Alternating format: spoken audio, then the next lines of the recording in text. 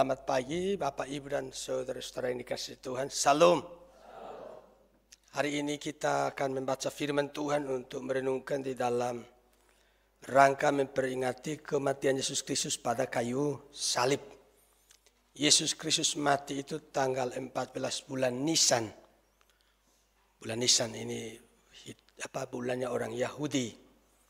Nah, kenapa kita rayakan di hari ini? Biasanya itu menetapkan kapan kita memperingati Jumat Agung itu mencari hari Jumat yang dekat dengan 14 Nisannya Yahudi. Kenapa begitu? Karena memang yang harus kita ingat itu Yesus mati hari Jumat. Baru nanti kemudian dia bangkit di hari Minggu, dan pada hari Minggu ya setiap minggu sebenarnya kita rayakan kebangkitan Yesus. Maka hari ini sesuai dengan tema yang ditetapkan oleh panitia, yaitu salib adalah kasih dari Yohanes 3:16. Maka saya akan ajak kita untuk membaca dari Yohanes pasal 3 mulai ayat 14 sampai dengan ayat 18. Yohanes pasal 3 ayat 14 sampai dengan ayat 18. Demikian bunyi firman Tuhan. Dan sama seperti Musa meninggikan ular di padang gurun, demikian juga Anak Manusia harus ditinggikan, supaya setiap orang yang percaya kepadanya beroleh hidup yang kekal. Karena begitu besar kasih Allah akan dunia ini, sehingga Ia telah mengaruniakan anak yang tunggal, supaya setiap orang yang percaya kepadanya tidak binasa, melainkan beroleh hidup yang kekal. Sebab Allah mengutus anaknya ke dalam dunia bukan untuk menghakimi dunia, melainkan untuk menyelamatkannya oleh Dia. Barang siapa percaya kepadanya, ia tidak akan dihukum. Barang siapa tidak percaya kepadanya, ia telah berada di bawah hukuman, sebab ia tidak percaya dalam nama Anak Tunggal Allah. Bapak, Ibu, dan saudara-saudara, demikianlah sejauh ini bagian firman Tuhan yang kita baca, dan berbahagialah setiap kita yang membaca firman Tuhan, mempercayainya, merenungkan dan melakukannya dalam kehidupan kita setiap hari. Di dalam agama Kristen itu ada sejumlah simbol. Memang kadang simbol bisa pakai Roh Kudus, ya, atau simbolnya itu bisa hal yang lain. Katakanlah di dalam Alkitab digambarkan Yesus Gembala kita ini domba. Kemudian juga digambarkan Yesus pokok anggur, kita ini ranting-rantingnya. Yesus kepala dan kita anggota tubuh. Tapi di antara seluruh simbol yang kita kenal itu, untuk agama Kristen itu yang paling utama adalah salib. Betul atau tidak? Salib itu simbol utamanya kekristenan. Maka di kurung gereja seperti kita ini, kalau ibu bapak sudah perhatikan di depan itu paling atas itu, bagian atas itu ada salib yang besar dipasang di situ, ya kan? Di belakang saya juga ada salib, depan ini juga ada salib. Kenapa harus ada salib? Tadi saya sudah mengatakan bahwa salib itu merupakan simbol utama daripada kekristenan. Makanya kadang kita bisa ini, kalau melihat orang mungkin pakai anting ada salibnya, atau pakai kalung ada salibnya. Walaupun tidak mutlak ya, karena kadang orang non-Kristen juga bisa pakai begitu. Tapi paling tidak itu mengindikasikan bahwa kemungkinan orang ini orang Kristen. Ya. Nah, Bapak, Ibu, dan saudara-saudara, salib itu melambangkan penderitaan dan kematian daripada Yesus Kristus. Itu salib. Nah, kita semua tahu bahwa kalau hari ini kita bisa adakan acara ini, itu mengingatkan kepada kita bahwa Yesus Kristus benar-benar menderita dan mati pada kayu salib. Kalau dia tidak sungguh-sungguh mati, kan tidak usah kita adakan acara ini. Hari ini kalau ibu bapak sudah perhatikan di kalender kita itu warnanya merah. Kenapa seperti itu? Ini menandakan bahwa kematian Yesus Kristus itu ya diakui oleh negara kita, bukan? Karena memang itu fakta sejarah. Selain Alkitab mencatat, juga dikatakan bahwa penulis-penulis sejarah non-Kristen pun menulis bahwa Yesus Kristus sudah mati di salib. Nah, Bapak, Ibu, dan saudara, mengenai kematian Yesus Kristus ini, Alkitab mencatat bahwa dia hanya mati satu kali. Sesudah itu, dia hidup untuk selama-lamanya. Roma 6 ayat 10 mengatakan, sebab kematiannya adalah kematian terhadap dosa, satu kali untuk selama-lamanya. Dalam rangka apakah dia mati? Dia mati untuk menggantikan kita, menanggung hukuman dosa. Ya, dia menanggung hukuman dosa oleh karena manusia yang berdosa itu harus menerima hukuman. Kalau di ayat 16 tadi dikatakan ada kata binasa. Kemudian ayat 18 itu dikatakan berada di bawah hukuman. Bahwa manusia akan binasa, kemudian berada di bawah hukuman. Disinilah manusia membutuhkan pertolongan. Membutuhkan juru selamat untuk menyelamatkan. Dan itu dilakukan oleh Yesus Kristus waktu dia mati di kayu salib. Karena dikatakan bahwa upah dosa ialah maut dan manusia tidak bisa menyelamatkan diri sendiri. Waktu manusia berdosa, sudah diusir dari hadirat Tuhan. Ada orang membuat gambaran begini. Kalau ada orang yang bertamu ke rumah kita begitu ya. Kemudian datang. Kakinya itu berlumuran dengan lumpur. Seluruh badannya juga berlumuran dengan lumpur. Kan dia baru pulang dari sawah. Tapi orang ini sudah lelah. Dia sudah mengantuk. Dia datang langsung masuk ke kamar tamu kita untuk tidur di situ. Kira-kira kita sebagai tuan rumah akan bilang apa? Saya kira kita akan dengan begitu saja membiarkan dia masuk, bukan? Pasti kita berhenti dulu. Walaupun engkau sudah mengantuk, ke kamar mandi, cuci kaki itu. Baju itu diganti dulu. Bersihkan dirimu. Baru engkau boleh masuk rumah, kemudian tidur di sini. Nah kalau sampai dia itu berlumuran dengan lumpur ya. Seluruh tubuhnya, pakainya berlumuran dengan lumpur. Kemudian kita biarkan dia masuk dan tidur di situ. Pasti kita yang tidak beres. Nah bayangkan bahwa Tuhan Allah yang Maha Suci itu mustahil untuk didekat oleh manusia yang berlumuran dosa. Itulah sebabnya dibutuhkan itu pertolongan.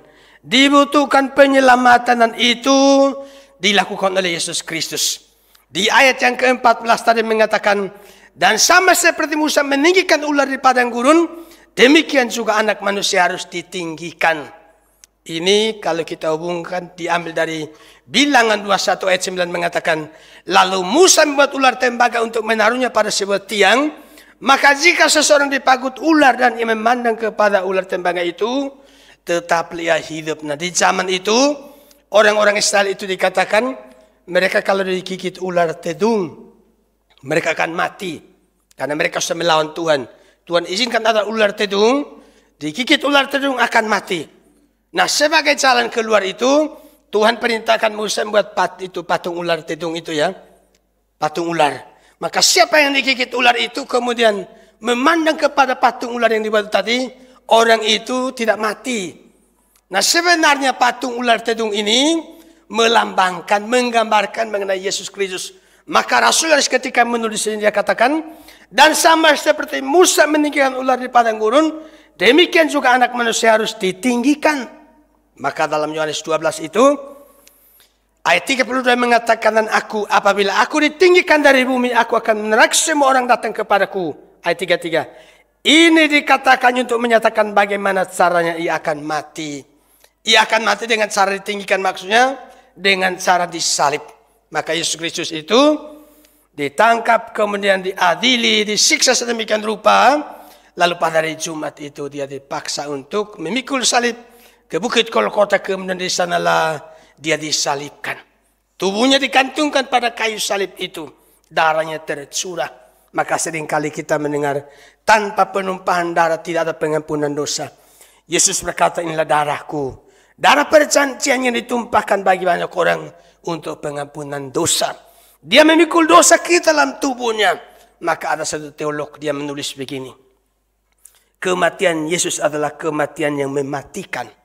Nah kalimat ini sungguh kalau kita renungkan baik, itu maknanya cukup luar biasa. Dia katakan, kematian Yesus adalah kematian yang mematikan. Apa yang dia matikan? Dia matikan itu hukuman maut itu. Ya, musuh yang terakhir telah dikalahkan itu maut. Yesus mengalahkan maut bagi kita.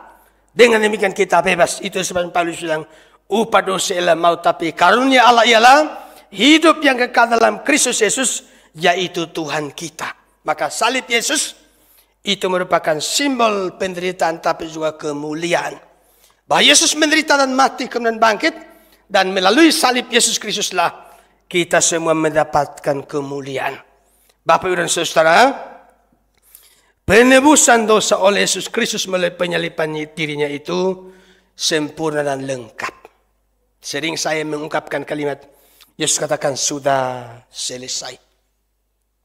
Dia tidak katakan, sudah saya selesaikan 50%, sisanya kalian tanggung. Dia tidak katakan, sudah saya selesaikan 75% atau sudah saya selesaikan 95%, sisanya silakan kalian manusia bisa tanggung.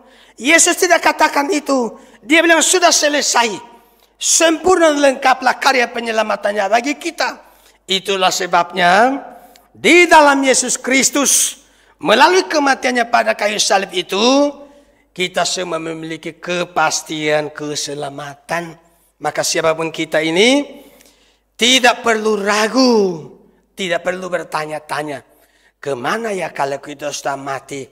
Kemana ya keluarga kita yang sudah mati?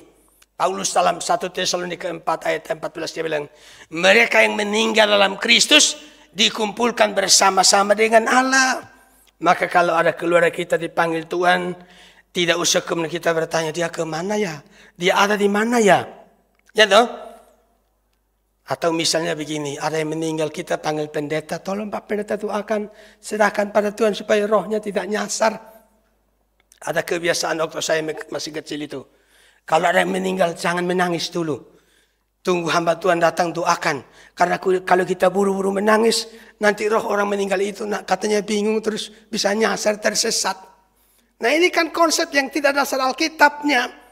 Ya, kekristenan itu, iman sejati itu harus berdiri di atas apa yang dikatakan kitab suci. Dan kitab suci kan mengatakan, di dalam Yesus kita semua pasti masuk surga, bukan? Kita sudah selamat.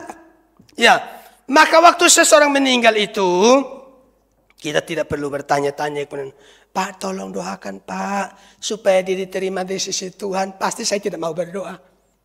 Ya, jadi ingat ya, kalau ada yang dipanggil Tuhan, jangan telepon saya, Pak, tolong doakan Pak, kakek saya dipanggil Tuhan, supaya diterima di sisi Tuhan. Maaf ya, saya nggak mau berdoa.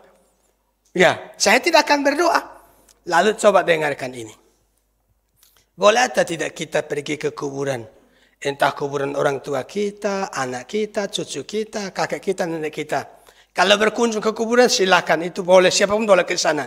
Tapi yang saya maksud itu, boleh atau tidak ya kita datang ke kuburan kemudian doa-doa di situ bilang begini, Tuhan, saya berdoa untuk keluarga saya ini, entah anak saya, orang tua saya, nenek saya, saya tolong ya Tuhan, pelihara dia baik-baik di sana Tuhan, taruh dia tempat yang bagus Tuhan di sisimu. Ini bukan doa Kristen. Orang yang berdoa seperti itu sebenarnya menunjukkan bahwa dia bukan orang Kristen. Atau kedua, dia orang Kristen yang tidak tumbuh imannya. Tidak mengerti apa yang Alkitab katakan. Siapa percaya kepada Tuhan Yesus, dia masuk surga.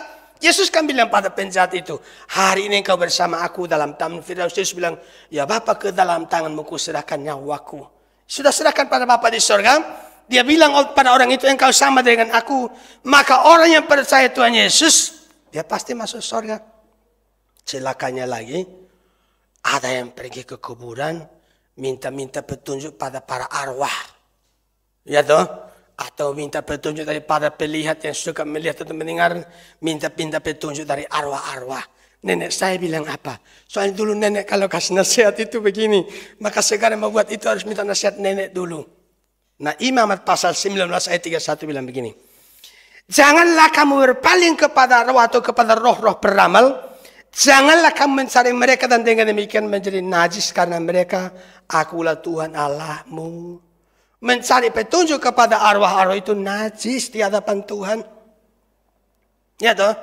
Lalu Imamat 20 ayat 6 bilang, orang yang berpaling kepada arwah atau kepada roh peramal, yakni yang berzina dengan bertanya kepada mereka, aku sendiri akan menentang orang itu dan menyenyapkan dia dari tengah-tengah bangsanya. Bagaimana? Selama ini ada yang suka dengar-dengar arwah, nasihat arwah, nenek-nenek, leluhur, atau siapa-siapa? Ya. Semuanya harus bertobat kalau ada yang melakukan praktik seperti ini. Saya diskusi dengan satu orang yang kerjakan sumur kita di timur itu. Pada hari Sabtu kemarin. Kami bicara mulai sekitar jam 1 sampai sore itu. Ngobrol-ngobrol banyak hal. Kita bicarakan. Lalu saya soroti satu hal begini. Saya bilang ya kita prihatin karena sebagian orang Kristen itu ya suka bongkar-bongkar kuburan, kemudian kuburan diperbaiki. Nah saya bilang padanya bahwa membongkar kuburan, kemudian kuburan diperbaiki itu tidak salah. Ya toh? Tadi mungkin tidak pasang itu semen atau keramik, sekarang dibongkar, kasih semen, kasih keramik supaya bagus. Itu tidak salah, supaya anak cucu bisa tahu di sini kakek mau dikubur. Bukan persoalan. Ada yang di Jakarta telepon pada saya konsultasi mengenai hal ini. Dulu kakek dikubur, sekarang mau dibongkar kubur untuk dikremasi bagaimana. Maka saya mengatakan bahwa entah membongkar kubur untuk diperbaiki atau membongkar kubur untuk kemudian dikremasi, itu tidak ada persoalan. Yang menjadi persoalan itu ialah kalau kuburan itu dibongkar dan diperbaiki untuk menyenangkan leluhur, nah ini jadi soal. Itu melawan Alkitab. Atau membongkar kubur supaya dikremasi kemudian diubah seperti itu untuk menyenangkan leluhur supaya leluhur senang. Kemudian kita dapatkan damai sejahtera. Kemudian kita diberkati oleh Tuhan. Nah ini melawan Alkitab. Orang yang sudah meninggal itu sudah dikumpulkan bersama dengan Allah di sorga. Ya sekarang yang paling penting itu kita urus diri kita. Yang sudah dipanggil Tuhan, biarlah itu urusan Tuhan. Di surga tentu tidak ada kekurangan kebutuhan yang Tuhan sediakan. Ya, kita mintanya dari sana kok. Yang sudah di sana mereka sudah menikmati. Kita yang di sini fokus untuk pikirkan hidup kita yang ada di sini. Nah itu bagian pertama ya. Sekarang kita lihat bagian yang kedua. Sesuai dengan tema yang disiapkan panitia, maka saya mencatat di sini. Kematian Yesus di salib itu menunjukkan kasih Allah yang besar kepada manusia. Di ayat 16 itu bilang, karena begitu besar kasih Allah akan dunia ini, sehingga telah mengaruniakan anaknya yang tunggal. Dikaruniakan untuk apa? Ayat 14 bilang, ditinggikan. Itu terjadi karena kasih. Kasih itu memberi. Tuhan Allah memberi. Menolong, memberikan jalan keluar. Waktu hari Selasa itu, saya pulang dari Kupang. Kegiatan cukup padat waktu saya datang ke Kupang itu dengan ketua sinode kita. Kemudian waktu datang ke Santian bersama dengan Pak Liksi. Pulang dari Santian di hari Senin, tiba di Kupang itu sudah jauh malam. Kemudian Selasa kita ada kegiatan-kegiatan tertentu. Lalu sore hari ada kebaktian peresmian gereja Eleos di Kupang. Ya. Nah, lalu kita baru bubar dari situ juga sudah agak jauh malam. Saya dengan ketua sinode berpindah dari tempat di mana kita tinggal ya di rumahnya Pendeta Daniel, hamba Tuhan kita di gereja Eleos Kupang. Kami pindah ke penginapan dekat bandara supaya pagi-pagi itu cepat karena paling tidak jam 5 saya harus tiba di bandara untuk jam 6 bisa terbang ke Surabaya. Maka tiba di hotel itu siapkan barang-barang sedemikian rupa, kemudian saya tidur. Ya kira-kira jam 3 waktu Surabaya saya sudah bangun. Kemudian persiapan terus panggil mobil yang bisa bawa ke bandara. Nah berangkatlah saya ke bandara. Dengan satu jemaat kita dia mau ke Kalimantan. Tapi pesawat yang berbeda. Nah waktu kita ke bandara itu. Ada koper juga ada kardus. Ya ada bungkusan-bungkusan lain begitu. Diturunkan dari bagasi mobil, saya turun terus yang jemaat yang ikut juga turun, kita buru-buru masuk. Dibantu oleh ponakan saya namanya Dompi, dia kerja di situ. Sudah sampai dalam itu tempat untuk serahkan bagasi, saya lihat itu. Tasnya kok kurang satu. Tas yang biasa saya taruh di punggung ini kok kurang satu. Di situ ada barang-barang penting. Kok nggak ada ya tasnya ya? Baru teringat tasnya itu ketinggalan di mobil. Wah, sudah hampir 5:30 itu. Waktunya untuk boarding. Wah, bagaimana ini caranya ini? Saya tidak mengerti bagaimana cara itu mencari barang yang ketinggalan itu, bagaimana caranya. Kemudian ponakan saya kasih tahu lalu dia coba mencari. Bisa ketemu itu nomor untuk bisa WA, kirim WA, tidak direspon sama orangnya itu. Saya dalam hati ya bagaimana ya ini tasnya itu. Saya hanya berdoa Tuhan tolong buka jalan. Kemudian kita maju lagi untuk sebentar lagi mau masuk ke ruang tunggu. Kira-kira tinggal 10 menit waktunya untuk masuk ke pesawat. Ponakan saya ketemu temannya. Dia cerita, ini kakak, ini om saya tadi tasnya tertinggal. Apakah bisa dibantu? Temannya itu ambil HP saya. Dan dia buka. Ketemu nomor teleponnya petugas yang supir tadi itu. Dia telepon. Telepon supirnya diangkat sama dia. Ternyata supirnya itu belum pulang dia. Masih tunggu di bandara, kan dia bingung dengan tas itu. Kemudian dia bilang, iya saya tunggu di luar. Terus ponakan saya lari-lari cepat-cepat keluar. Diambil tasnya, sudah masuk lagi. Maka kemudian saya bisa masuk. Tinggal 2 menit masuk pesawat langsung. Buru-buru masuk ke atas. Naik pesawat kemudian datang ke Surabaya. Nah begini Bapak Ibu dan Saudara. Yang saya mau ajak kita pikirkan itu begini. Temannya, ponakan saya itu sibuk dia. Karena dia kerja di satu maskapai ya, dia juga sangat sibuk. Tapi ketika itu ponakan saya beritahu saya dalam kesulitan, dia hentikan pekerjaannya. Dia betul-betul konsentrasi menolong saya, kemudian mendapatkan jalan keluar sampai tas itu saya dapatkan. Yang ingin saya katakan di sini itu, kasih itu memberi, kasih itu menolong, kasih itu memberi jalan keluar bagi yang kesulitan. Nah Tuhan Allah adalah kasih adanya, ya mengajar kita untuk mengasihi, memerintahkan kita untuk mengasihi, dia sendiri sudah lakukan itu. Ketika manusia kesulitan karena dosa, karena kasihnya maka Tuhan Allah berikan jalan keluar. Dia mengutus anaknya, ya. Dia mempunyai inisiatif karena kasih. Ya. Kematian Yesus Kristus, salib Yesus adalah bukti Tuhan Allah mengasihi kita. 1 Yohanes 4 ayat 10 mengatakan, inilah kasih itu bukan kita yang telah mengasihi Allah, tetapi Allah yang telah mengasihi kita dan yang telah mengutus anaknya sebagai pendamaian bagi dosa-dosa kita. Maka kasih Allah itu adalah kasih yang memberi, rela berkorban, bahkan berkorban bagi musuh. Biasanya kita ini bagaimana? Kalau ada musuh yang susah kita mau tolong, coba yang punya mantan. Di sini ada yang punya mantan. Kalau mantan lagi kesulitan kita bagaimana? Dengan cepat menolong atau bilang syukurin lu. Hati-hati. Ya, justru kalau mantan kesulitan kita doakan. Ya toh, kita dukung dia supaya dapatkan jalan keluar. Itu Kristen. Yang Kristen itu lihat orang kesulitan termasuk musuh, dia mau menolong. Ya, nah kenapa sehingga kematian Yesus di salib itu merupakan bukti kasih? Ayat 16 kan menjelaskan dia itu anak tunggal, anak satu-satunya. Tapi dia rela berikan. Ya, dia rela berikan bagi manusia, bahkan manusia yang melawan kepada Tuhan Allah. Dia rela berikan anak tunggalnya. Ini menunjukkan bahwa betul-betul dia mengasihi kita. Ya, nah karena itu kalaupun kita menderita barangkali ya, sangat menderita. Seolah-olah kasih Allah tidak kita rasakan. Mari kita ingat, Yesus sudah mati di salib bagi kita. Ya, Bapak Ibu dan Saudara, sekarang saya ajak kita pikirkan hal yang berikut. Yesus sudah mati di salib. Salib adalah tanda penderitaan dan kematian Yesus. Salib adalah bukti kasih Allah bagi kita. Sekarang bagaimana kita menikmati kasih Allah? Ya, melalui kematian Yesus pada kayu salib. Di dalam teks ini, ya, karena Yohanes 3:16 kan tidak berdiri sendiri. Ada cerita lengkapnya di situ. Maka ada 2 hal saya mau bagikan di sini. Bagaimana menikmati kasih Allah melalui Yesus Kristus yang mati di salib itu.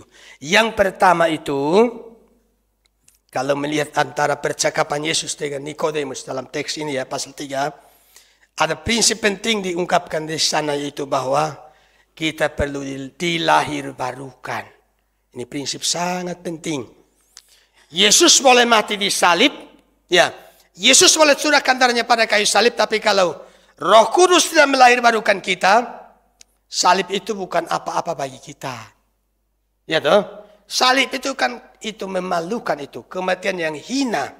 Maka sebenarnya kalau Roh Kudus tidak melahirbarukan kita, kita tidak akan mampu mengerti untuk kemudian tertarik lalu percaya pada Tuhan Yesus. Nah, lahir baru itu maksudnya dihidupkan kembali. Roh kita yang sudah mati karena dosa dihidupkan dengan demikian.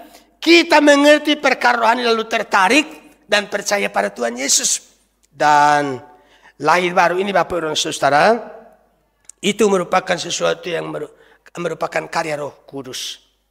Kita tidak ikut andil. Itu mutlak pekerjaan Roh Kudusan. Ketika Roh Kudus melahirbarukan seseorang, kita sendiri juga tidak mengerti. Seperti sering saya gambarkan toh, waktu kita lahir ke dunia kan juga tidak mengerti. Nanti saudara mengerti bahwa dahulu kita dilahirkan.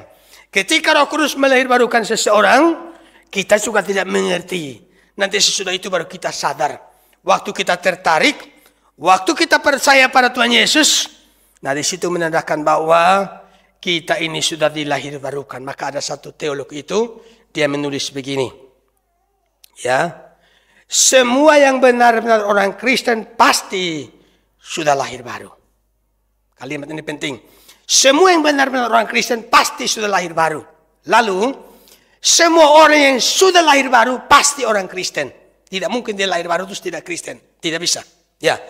Ketiga, kelahiran baru merupakan kondisi yang harus ada supaya orang dapat memasuki kerajaan Allah. Maka Yesus bilang pada Nikodemus kan, kalau tidak dilahirkan kembali, tidak layak untuk masuk dalam kerajaan Allah.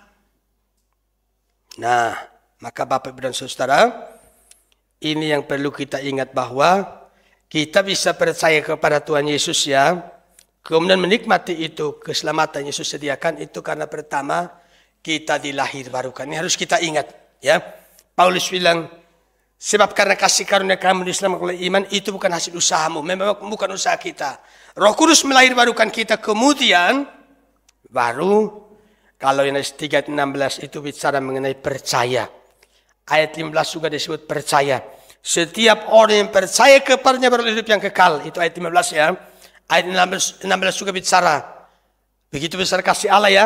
Mengaruniakan anaknya yang tunggal. Supaya setiap orang yang percaya kepadanya. Tadi ada percaya. Ayat 18 juga percaya. Ayat 36 dalam pasal 3 ini juga bicara percaya. Jadi supaya mendapatkan keselamatan dalam Yesus Kristus. Harus percaya pada Tuhan Yesus. Ini bentuk perintah. Beda dengan dilahirbarukan itu karya Allah. Maka salah kalau kita suruh orang, kamu harus lahir baru. Itu keliru. Itu kata-kata yang keliru. Suruh orang percaya itu boleh, tapi suruh orang lahir baru tidak bisa. Karena itu karya Roh Kudus. Nah Bapak Ibu dan Saudara, waktu kami dari Kupang ke Soe, ketika saya dengan rombongan pergi ke Santian, yang nyetir mobil itu, supirnya serahkan pada Pak Liksi. Pak Liksi pernah datang ke sini ya. Saya ini awalnya itu ragu-ragu. Hampir 3 jam itu. 2 jam lebih pokoknya dari Soe ke Kupang ke Soe. Jalan itu berkelok-kelok naik gunung dan sebagainya dan seterusnya. Waduh bagaimana. Karena saya belum pernah lihat Pak Lex nyetir. Kadang-kadang itu apa itu. Nyerempet itu. Aduh saya dalam hati itu bagaimana. Tapi harus belajar percaya. Percaya itu maksudnya apa sih? Dulu ada orang itu bertanya pada saya begini. Dia bilang sama saya, waktu saya masih mahasiswa, dia bilang, Peter, menurutmu apa sih itu iman yang sejati? Ya saya bilang, ya percaya pada Tuhan Yesus. Satu-satunya Tuhan dan Juru Selamat. Dan seterusnya. Tapi dia bilang pada saya begini. Iman sejati itu adalah, ini kalimat penting, maka saya tidak pernah lupakan. Dia bilang, iman yang sejati adalah mengandalkan Yesus saja untuk mendapatkan hidup kekal. Itu iman sejati. Jadi percaya pada Yesus maksudnya mengandalkan Yesus saja. Kata saja itu penting. Mengandalkan Yesus saja untuk mendapatkan hidup yang kekal. Jadi waktu saya percaya pada Tuhan Yesus maksudnya saya ini mengandalkan Yesus saja untuk mendapatkan hidup yang kekal. Dia sudah mati pada kayu salib dan dengan saya percaya padanya, saya mendapatkan hidup yang kekal, saya bisa masuk surga. Bagaimana? Semua yang ikut kebaktian seperti ini, masing-masing sudah percaya pada Tuhan Yesus? Atau sudah percaya Tuhan Yesus tapi masih percaya pada yang lain? Atau percaya Tuhan Yesus untuk dapat selamat tapi harus mengandalkan kebaikan-kebaikannya? Tidak. Ya, dengan mengandalkan Yesus saja, kita ini bisa mendapatkan hidup yang kekal. Ingat waktu Nuh perintahkan Tuhan buat bahtera. Supaya selamat dari air bah, harus masuk ke dalam bahtera. Tuhan perintahkan Nuh masuk dalam bahtera. Nuh masuk kemudian selamat. Ya toh? Coba kalau Tuhan bilang masuk dalam bahtera. Nuh masuk tapi istrinya nggak mau masuk. Istrinya bisa selamat? Tidak bisa. Supaya selamat harus masuk dalam bahtera. Yesus Kristus itu digambarkan ya. Dalam itu kisah bahtera Nuh ini. Yesus itu seperti bahtera Nuh. Siapa yang percaya, maksudnya masuk ke dalam Yesus Kristus, berada dalam Kristus, dia mendapatkan keselamatan. Maka ada yang kasih ilustrasi itu, Yesus itu seperti kapal selam. Kalau kita masuk ke dalamnya, kita aman. Walaupun itu kapalnya tenggelam sampai ke kedalaman tertentu, kita aman karena kita ada di dalam kapal selam itu. Nah, boleh atau tidak di dalam kapal selam kita lompat keluar? Ya nggak boleh. Ya, sudah ada dalam Yesus, ya tetaplah dalam Yesus sampai selama-lamanya. Sekali percaya Tuhan Yesus, ya selama-lamanya percaya Tuhan Yesus. Amin. Jangan tahun ini kita percaya Tuhan Yesus, kadang kapan-kapan percaya pada yang lain. Ya, sebenarnya orang seperti itu, dia sendiri sesungguhnya bukan orang Kristen. Jadi, supaya kita selamat, kita harus percaya Tuhan Yesus. Terima Yesus dalam hati kita, terima Yesus dalam hidup kita, karena dia sudah mati untuk menggantikan kita, menanggung hukuman dosa kita. Di rumahnya Zakeus itu, Yesus bilang begini, hari ini telah terjadi keselamatan di rumah ini. Kenapa hari itu di rumah Zakeus ada keselamatan? Karena Zakeus terima Yesus dengan sukacita dalam hatinya. Maka tiap-tiap kita yang terima Yesus, sadarlah bahwa kita sudah selamat. Tiap-tiap kita yang percaya pada Tuhan Yesus, percayalah bahwa kita sudah diselamatkan. Sebagai terakhir, kalau kita sudah menikmati kasih Allah lewat salib Yesus, apa yang harus kita lakukan? Nikodemus yang bercakap dengan Yesus dalam teks ini, ya, pasal 3 ini, ya. Di dalam Yohanes 7 ayat 50 dikatakan begini. Nikodemus, seorang dari mereka yang dahulu telah datang kepadanya, berkata kepada mereka, ayat 51, apakah hukum Taurat kita menghukum seseorang sebelum ia didengar dan sebelum orang mengetahui apa yang telah dibuatnya? Dalam satu pertemuan, Nikodemus membela Yesus. Membela Yesus. Sesudah bertemu dengan Yesus, saat Yesus diadili dalam satu sidang, dalam satu pertemuan, Nikodemus tunjukkan satu pendapat di situ, dia membela Yesus. Kemudian coba mengenai Nikodemus itu, pasal 19 ayat 39 dan 40 bilang begini. Juga Nikodemus datang ke situ, dialah yang mula-mula datang waktu malam kepada Yesus. Ia membawa campuran minyak mur dengan minyak gaharu kira-kira 50 kati beratnya. Mereka mengambil mayat Yesus, mengapaninya dengan kain lenan dan membubui dengan rempah-rempah menurut adat orang Yahudi. Bila menguburkan mayat, dia mengurus tubuh Yesus, mengurus mayat Yesus. Dia merawat tubuh Kristus. Jadi pertama dia berjuang membela Yesus, kemudian di sini dikatakan mengurus mayatnya Tuhan Yesus, mengurus tubuh Tuhan Yesus. Begini. Kan hari ini di dalam kebaktian ini kan ada pelantikan majelis toh. Ada satu orang akan ditabiskan sebagai majelis. Mari kita perhatikan ya. Nikodemus itu dia lakukan dua hal. Bicara membela Yesus, kemudian mengurus tubuh Yesus. Nah, memang tubuh Yesus bisa dimaknai tubuh yang fisik yang mati di salib itu ya. Tapi kita bisa menariknya bahwa ini juga bicara mengenai gereja sebagai tubuh Kristus. Kita dipanggil untuk itu.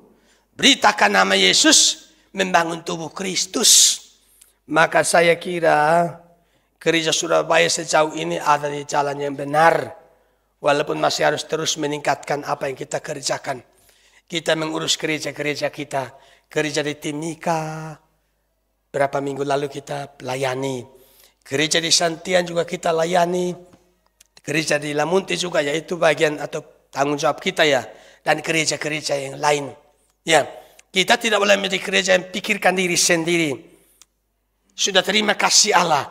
Nah, sebagai majelis yang akan dilantik hari ini, harus sadar bahwa panggilan ini karena kasih Allah sudah kita terima. Kita dipanggil untuk mengurus tubuh Kristus, mengurus jemaat, melayani jemaat. Paulus nasihati itu, penatua di Efesus itu, gembalakanlah domba-domba itu yang dibeli oleh Allah dengan harga yang mahal, itu darah anaknya. Jemaat itu milik Tuhan, sudah ditebus. Termasuk nanti ada yang serahkan anaknya untuk dibaptis. Harus dirawat, dipelihara. Ya, dipelihara, dibimbing supaya dia mengenal Tuhan. Dan dengan demikian, ya kelak dia juga boleh menjadi pribadi yang sungguh-sungguh hidupnya itu memuliakan Tuhan. Nah, maka Bapak, Ibu, dan saudara-saudara yang dikasihi Tuhan, hari ini kita sudah dengarkan firman Tuhan. Salib adalah kasih. Kasih Allah sudah kita terima dalam hidup ini. Mari kita lanjutkan kasih itu. Supaya banyak orang di sekitar kita boleh menikmati kasih Allah melalui kematian Yesus Kristus. Karena apa artinya kita rayakan, kita peringati kematian Yesus, tapi kita menutup diri terhadap orang lain.